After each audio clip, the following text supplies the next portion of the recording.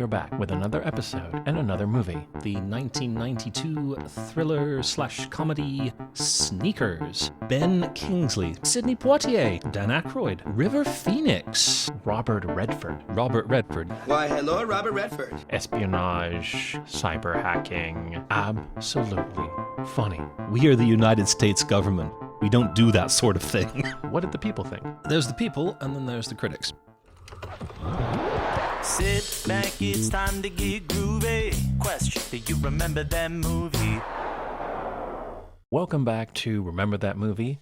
I am the third Alejandro Rosa on IMDb. And I am Steve Johnston, and I am not on IMDb. And we are back with another episode and another movie. This time, it was Steve's turn to pick our movie of the episode. Please, Steve, tell us, what are we talking about today? We are talking about the 1992 thriller/comedy Sneakers, starring a whole bunch of famous people. Now, when I mentioned this title at the end of the previous episode, you nodded, and then you said something that I had forgotten about the movie and suddenly made me remember some things. So I'm assuming you had seen this before, yes? I have seen this before. It has been a really long time. Of course. But I think I have seen it multiple times throughout many, many years. It's been probably more than 10 years at least since I last saw it. And was this a product of your HBO addiction when you were younger, or? I have no recollection of the first time that I saw it, though you're probably right. I probably did see this on HBO. This one for me falls into a very, very specific category of movie, and that is movies that I watched in a hotel room while on family vacation. After the day's activities were done, and it was time to sort of wind down, we put on whatever's on the TV, and being a hotel, there were channels that we did not have at home. Only saw it once, on the TV. But there were two specific scenes that burned themselves into my memory that have stuck with me for the past 30-odd years. And so I thought, let's go back and actually watch that again, and A, see if I'm remembering things correctly. I was. And B, was it as good as I kind of remember it being? How old were you, do we think, when you watched it? It would have been like very early teens. So we are talking like 30, little over 30 years ago, maybe. I also have certain scenes burned into my memory from this film and certain things that stuck with me. So we'll get there. See, I want to ask you which ones you remembered, and then I'll tell you obviously which ones I recall. Prior to that, let us go into a little bit about the movie, shall we? For I have in front of me the back of the VHS box, or rather a picture of the back of the VHS box. And so if I may, I would like to regale you with a brief summary of the plot. Please do. Computer expert Martin Bishop heads a team of renegade hackers, including a former CIA employee, a gadgets wizard, a young genius, and a blind sound man, who are routinely hired to test security systems. But Bishop's past comes back to haunt him when government agents blackmail the Sneakers into carrying out a covert operation, tracking down an elusive black box. Along with his former girlfriend, Bishop's team retrieves the box and makes a stunning discovery. The device can break into any computer system in the world. With factions from all sides willing to kill for the powerful box, Bishops and his team embark on their most dangerous assignment ever in this exhilarating high. Does it end there? An exhilarating high. I am terribly sorry. This particular image of the back of the VHS box has a home video rental sticker over the last part of that sentence. That makes it more authentic, right?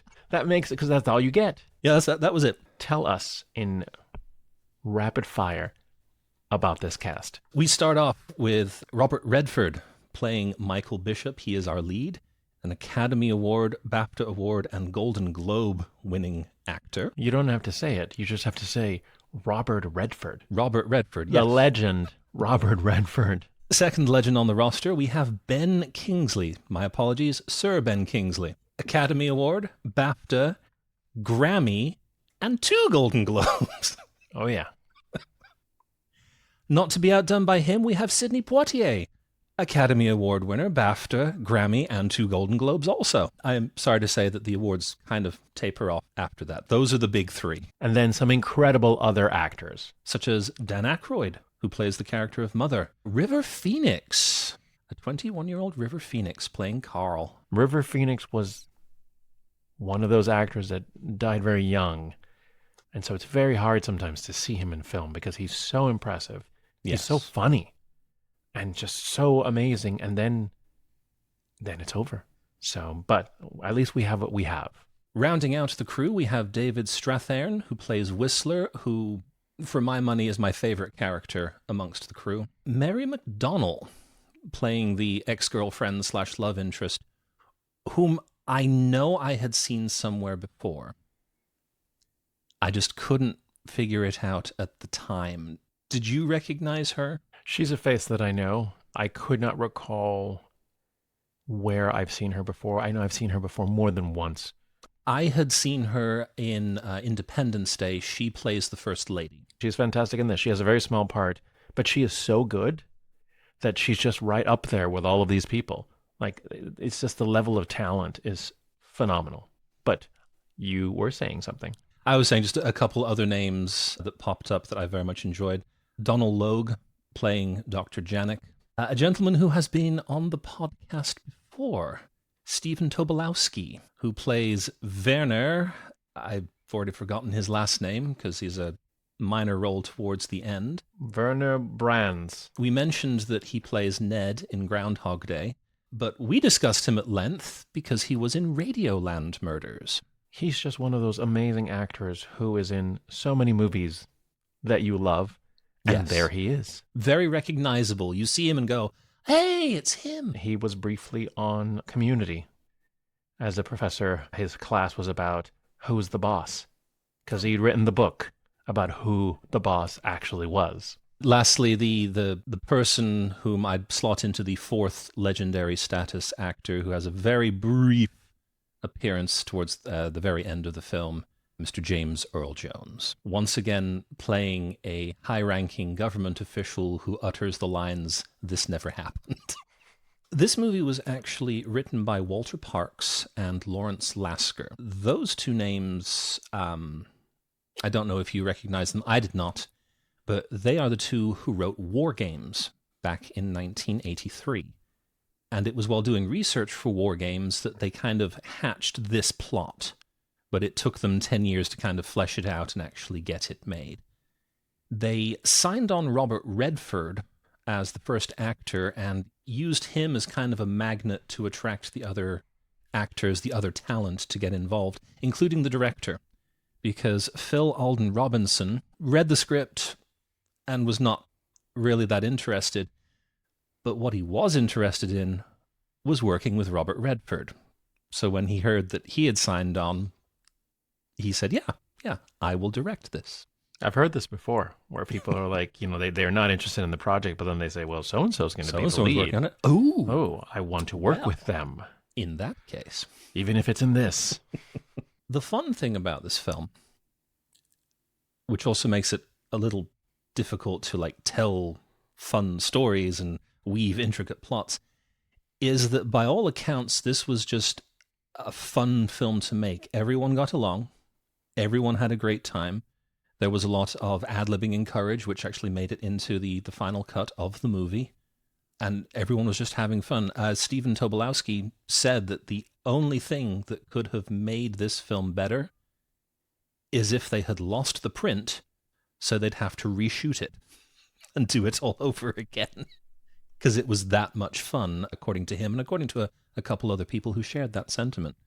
So I would love to say that, it went through development hell and people got involved and there was, production issues, but no, it kind of went smoothly based on what I could find. So, yeah. Here is where I think this movie shines, is that it is definitely a kind of spy thriller to an extent, Yes. right? Espionage, cyber hacking, but also absolutely funny. Hilarious. I did not remember how funny. I knew there were funny bits, but I didn't remember just how overall the dialogue is so fantastic. And they're all funny. Every single one of them is funny. Yes. There's not a cast member in this that isn't hilarious. And, even Sidney Poitier is throwing jokes around, like everybody. The back and forth between him and Dan Aykroyd, who plays Mother. Whistler, pretty much anything Whistler says, also fantastic. Carl is the hilarious young kid. And Robert Redford, who is our kind of deadpan for the most part, but who's so funny. It's just this very serious funny, which Sidney Poitier does as well. It's intense, serious, hilarious. And when we get to the end, when we add James Earl Jones to the mix, I could not stop laughing.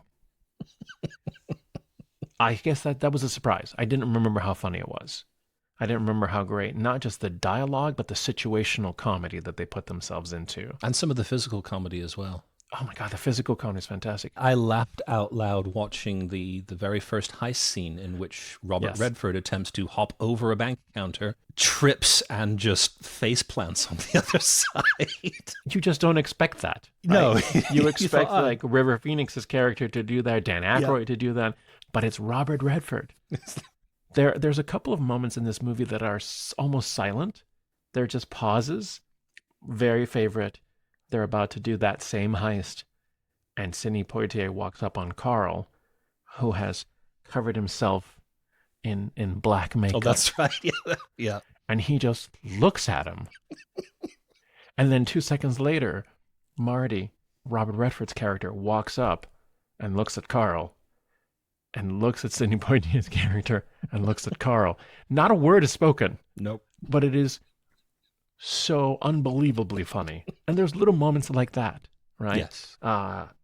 It's so great. I thought very well balanced as well. I know that one of the things that we have complained about in the past is movies sort of picking an avenue. Is it going to be a comedy? Is it going to be a thriller? This one, I think, peppers the comedy in perfectly. I don't think there was a single comedic element that seemed out of place. When it wants to be funny, it's funny. And when it wants to be intense, it is intense. Yes. And kind of scary at times. There are moments. And I thought that was funny because, as I said earlier, I have seen this film multiple times. I was still tense at times, even though I knew what was going to happen. I didn't remember it being this good, I guess is what I would like to say. I very vividly remember the scene in which they analyze the bridge sound, where Robert Redford tries to remember what the road sounded like because he'd been stuck in a car and kidnapped. And based on that, they figure out which of the 4 bridges in San Francisco he had been driven over. And then when they get to the other side, going, oh, it sounded like we drove through a cocktail party. And then the sort of realization and reveal as to what that sound was. And the second scene was the walking very slowly through the office that had the temperature raised. So the thermal sensors were taken care of, but he had to move, what was it, no more than 2 inches a second in order to not trip the motion detector.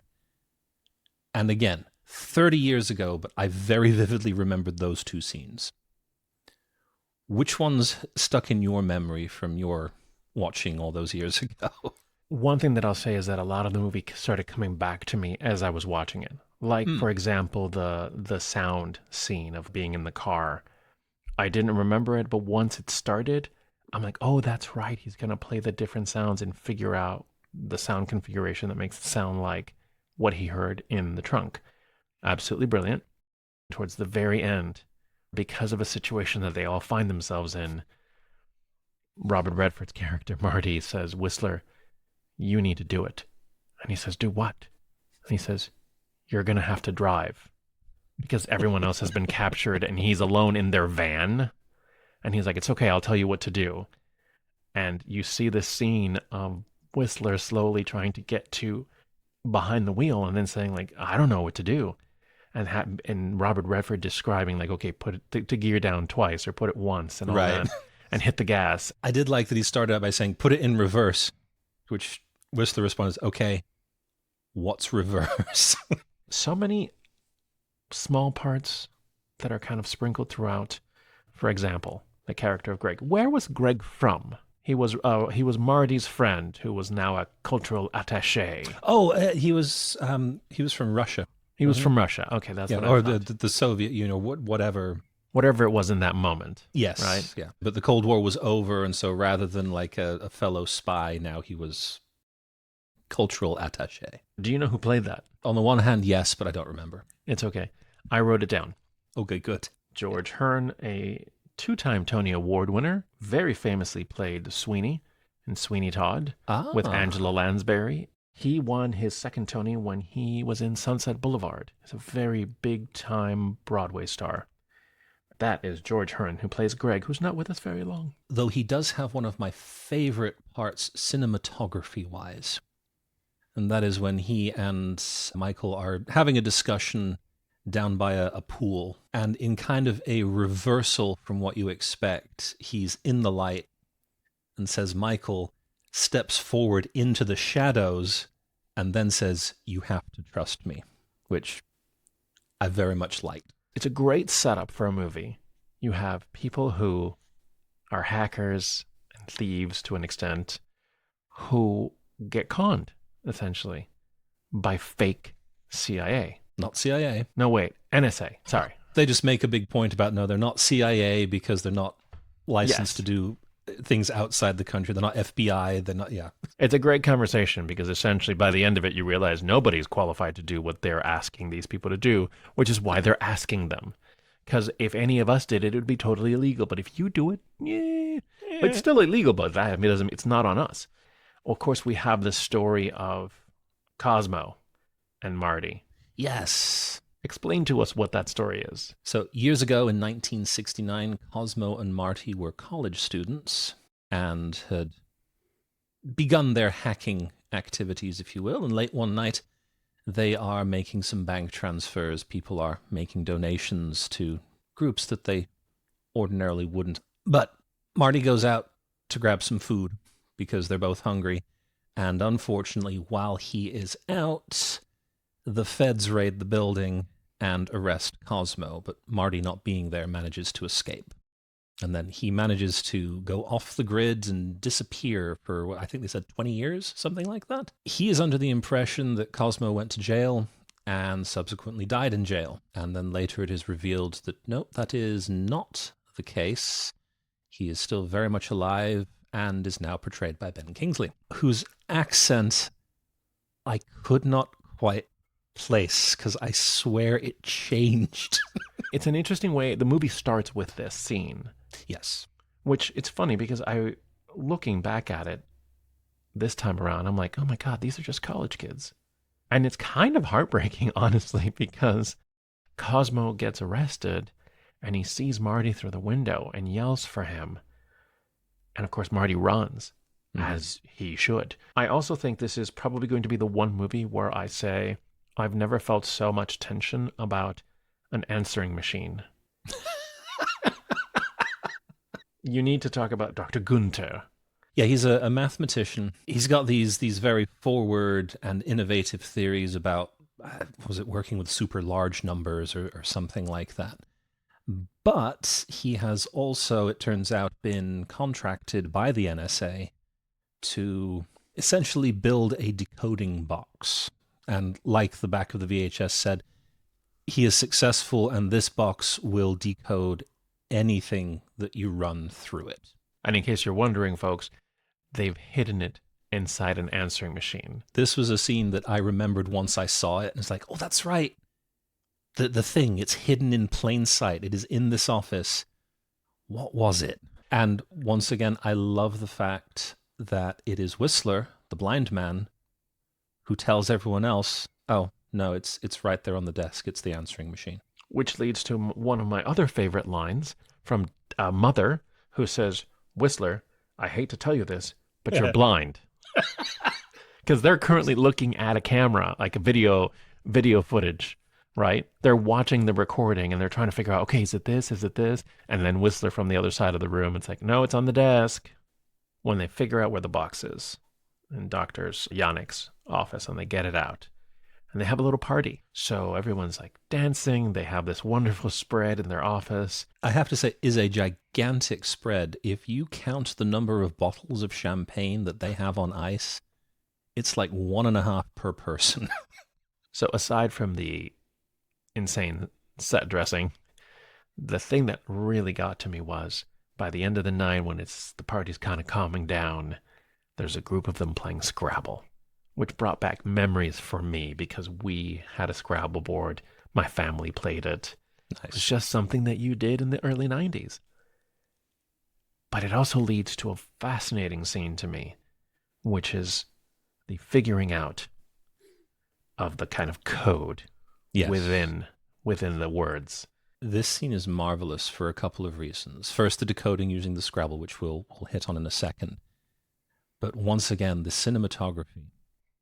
Because Whistler, who remember is blind, has essentially got the box hooked up to his computer, and his fingers are on a Braille machine, which is just, spitting out letters so that he knows what's on the screen. But we as the audience see the computer screen reflected in his black glasses. So we see what he is feeling. It is a marvelously shot sequence. I loved that. And also the editing for that sequence too. It's so weirdly intense because you have two things happening at the same time. You have Whistler kind of figuring out what's going on with this box at the same time that Marty and Liz and Dawn, they're all sitting at the table, and Marty suddenly has an idea about these letters, about what's it, C-Tech astronomy. C-Tech astronomy, yes. And what it means. And he starts taking the word C-Tech astronomy, and he starts coming up with different letter combinations with the Scrabble pieces.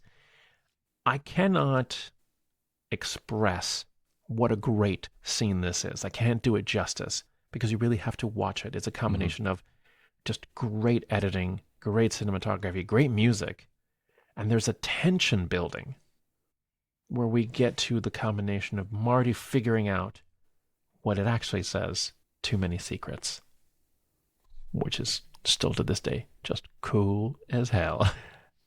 And that's when Whistler figures out, oh my God, I think I can get into things. And you know what I love about that scene? It is both fascinating and you can also see the look of terror in their faces. Because they go from one to another to another. They start with like the Treasury Department or something.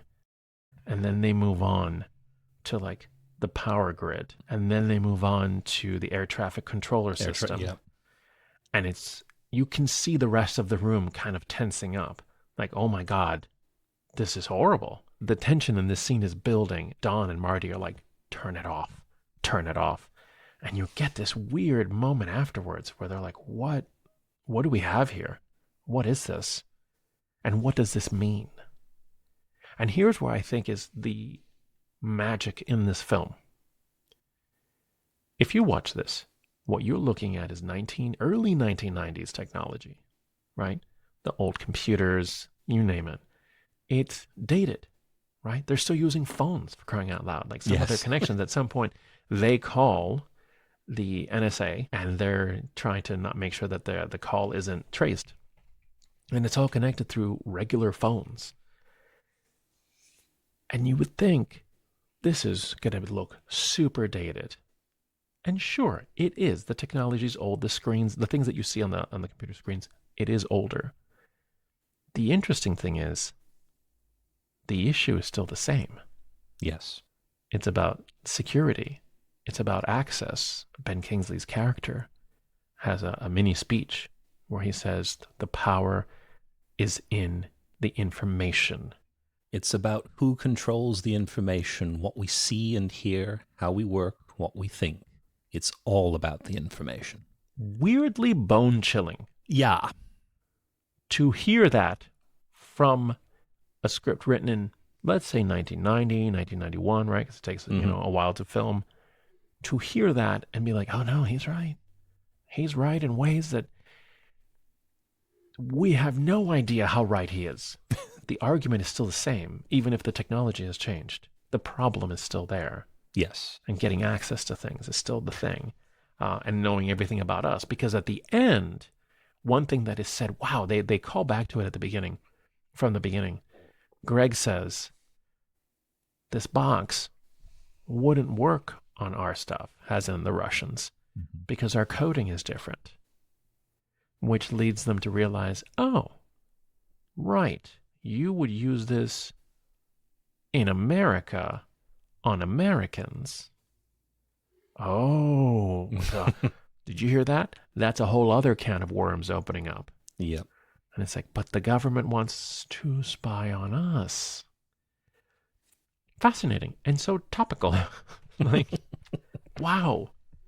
One of my favorite things, probably my favorite Ben Kingsley line.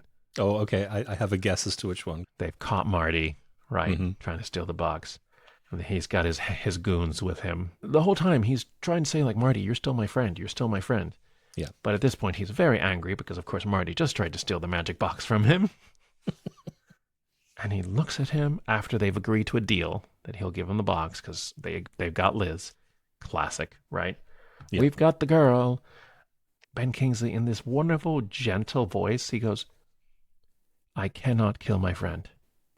And there's this pause. And he looks at one of the goons and then just goes, kill my friend. Yeah. Yep, I was right. What? It's brilliant. And then he leaves. Oh my God.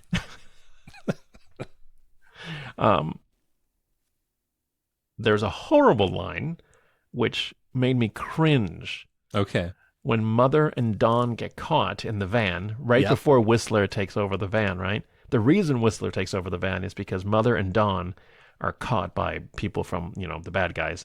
Yep. And he says, get out of the van.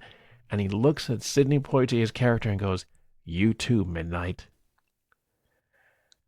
I think I almost gasped. But also, the look on Sidney Poitier's face, yes, was murder. I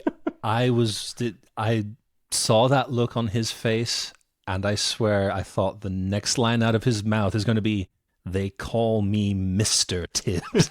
Which leads to a great setup, right? They're being held at gunpoint, and Whistler's getting in the van. And you hear Don say, Mother, did I ever tell you why I had to leave the CIA? And he just says, my temper. And it's just a great sequence of the van going backwards, which distracts the guards. And then, of course, we have Don just going to town. To the point that even Mother goes, whoa! All of the sequence is funny. The escape is funny. It never lags. You don't think if they're going to land the ending. They do. In fact, they have a twist at the end. Because the whole time it was, we're working for the NSA. And then, of course, they realize it's not the NSA. Then at the end of the movie, you actually get the real NSA. Which leads to possibly the funniest, culmination of a film that I've seen in a while. Which involves James Earl Jones, who has had, 2 lines over the phone. Yes. After they get the box back from Cosmo and all that. And there, suddenly, the NSA is in their building. And James Earl Jones is sitting there waiting for them. I did not remember this. No, I had forgotten this as well. This entire scene is, can I have the box, please? And they're like, we have demands. Of course, Marty wants his name cleared, which is fine and what you expect. But it's when Mother steps forward and goes, I want a Winnebago. And he's like, this isn't a car dealership. And he goes, I want a Winnebago. And they all start requesting different things. Don, who had promised his wife a trip to Europe, does that. And then I think it's Marty who says, and Fiji. Don't forget Fiji. And he goes, and Fiji. Tahiti. Tahiti. And Tahiti. No, Tahiti's not in Europe. But in the most angry James Earl Jones way, because he's getting angrier and angrier and angrier. My favorite one, and I don't know if you were about to get to it, is when Whistler steps up. Says, I want peace on earth and goodwill towards men. To which James Earl Jones's character responds, we are the United States government. We don't do that sort of thing. When I know what you and I have thought about this, what did the people think? Well, there's the people, and then there's the critics. That's true. The critics, by and large, liked it, gave it some very good reviews, most of which hit upon the points that we've discussed, that it was thrilling, comedic, very well acted, fun movie to watch. And then there were those that did not think quite as highly of it, unfortunately one of them being Roger Ebert, whom we attempt to quote at every chance possible. He only gave it 2.5 out of 4 stars, saying, "There are good qualities to the movie. The break-ins are directed with skill and imagination by Phil Alden Robinson, and his screenplay gives the characters some interesting things to say. It's a sometimes entertaining movie, but thin." Then there were other critics who thought that this is just a lot of cliché stuff. You know, we've got the band of outlaws who everyone has a specialty. We're just retreading that. The plot somewhat predictable at times. However, the public liked it because it had a budget of $23 million and ended up making 105.2 at the box office. So it was a successful film. I think it was like the 20th highest grossing film of 1992. Well, I love this film. I think I'm surprised at how much I love it. Something I came away with from this movie is Robert Redford is great. I did not grow up watching Robert Redford films. I saw some of them later in life, like Butch Cassidy and the Sundance Kid, things like that. You just see, like, right, this is why he is this kind of legendary actor. It's because he's fantastic. The cast is phenomenal. I loved so many aspects of this film. I have a hard time finding something that I didn't like, which surprised me because, again, I thought it would be dated and I thought I wouldn't be into it, but I really loved it. I think it's so fun, such a great ride. And even somebody who'd been on the ride before, I still went on a ride. I was still tense. When he was walking in slow motion holding the answering machine, I could hear myself not breathing. My one criticism about this film. Female characters in this? One of them is Sidney Poitier's wife, who was in the movie for about 5 seconds. And the other one is Liz, who, even though we make her extremely intelligent, think about what Liz gets to do. The guys take over her apartment. She has to go on a date. And then eventually she becomes a damsel in distress and has to be saved by Marty. It's not enough. I think if this film was being remade, we would have a very different combination of people. And we definitely have at least one freaking hacker who's a woman. That part doesn't age well. So, having seen this film for the second time now, first time being 30 plus years ago, I have to say I very much enjoyed it. I agree with the positive critics. I thought this was an excellent movie. The pacing is great. The comedy is perfectly done. There is tension, as you say, and the two just are interwoven very well. I just enjoyed it. There's one thing that I thought was a little... There was a lack of closure, I suppose you'd say, and that is with the character of Cosmo. Because Robert Redford's character gets the box, escapes from Cosmo, and Cosmo just kind of stands there going, "Marty!" And that's it. We don't see what happens to him afterwards. I would have thought that he would then launch into another plan to get the box back again, but I'm guessing not. But it's kind of left open. That was really my only complaint. Everything else, as I said earlier, and as you say, top notch, excellent. Now, it is now my turn to spin it all around and take us elsewhere. And I am going to take us somewhere else. I'm going to take us somewhere a little darker. We are going to go to 1989. And we are going to watch The War of the Roses. Thank you so much for watching or listening. We are very grateful for all of you out there, especially those who reach out and let us know that you're keeping up with the podcast. We love sharing this, so we are just full of gratitude. Please like and subscribe or whatever you have to do so that the algorithm gods are kind to us and we will continue to get together and do this weird thing that we do. Please join us next time as we go back to the War of the Roses.